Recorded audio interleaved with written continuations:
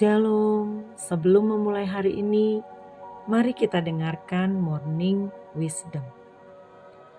Lukas 2 ayat 13 mencatat, dan tiba-tiba tampaklah bersama-sama dengan malaikat itu sejumlah besar bala tentara surga yang memuji Allah, katanya, kemuliaan bagi Allah di tempat yang maha tinggi dan damai sejahtera di bumi di antara manusia yang berkenan kepadanya.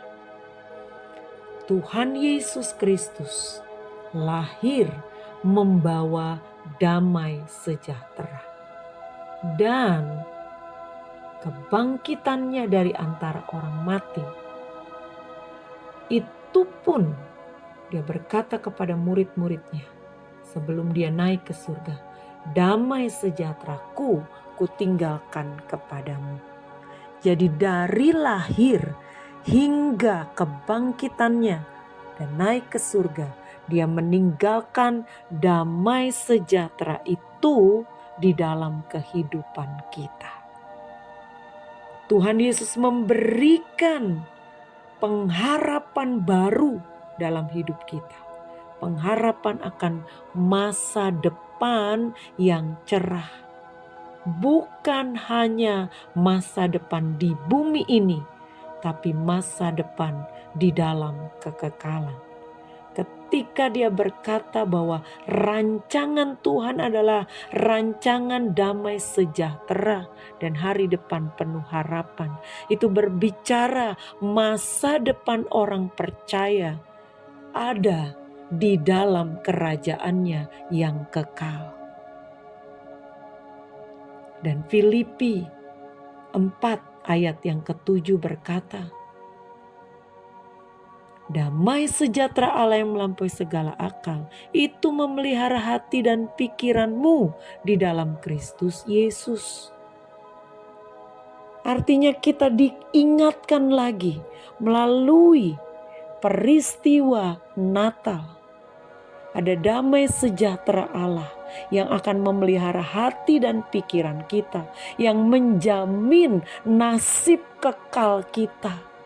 Kedatangannya ke dunia sebagai juru selamat penebus dosa menjamin saya dan saudara yang menerimanya memiliki hidup kekal. Sebab kasih Bapa yang dinyatakan kepada dunia, kepada saya dan saudara, ketika kita mau percaya, kita tidak akan binasa, melainkan beroleh hidup yang kekal. Jadi perenungan kita bahwa sungguh kelahiran Kristus itu membawa damai sejahtera. Dan damai sejahtera itu menentukan nasib kekal kita. Itu sebabnya hati dan pikiran kita dipelihara, supaya kita tidak tertarik dengan dunia, supaya kita dapat menjaga hati dan pikiran kita untuk tidak lagi hidup dalam dosa, supaya damai sejahtera yang memelihara hati dan pikiran kita itu membuat kita memahami hati dan pikiran Kristus yang menginginkan kita hidup dalam pertobatan, yang menginginkan kita berbuah supaya dapat dinikmati olehnya. Jadi benar-benar perenungan Natal ini membawa satu kisah panjang. Bagaimana engkau memperhatikan apakah hidupmu ada di dalam pemeliharaan damai sejahtera Allah. Apakah hati dan pikiranmu semakin memahami pikiran dan perasaan Tuhan? Sudahkah dengan hari-hari kelahiran Kristus yang kita rayakan, yang kita lewati, sudahkah damai sejahtera itu benar-benar tinggal di dalam hidup kita?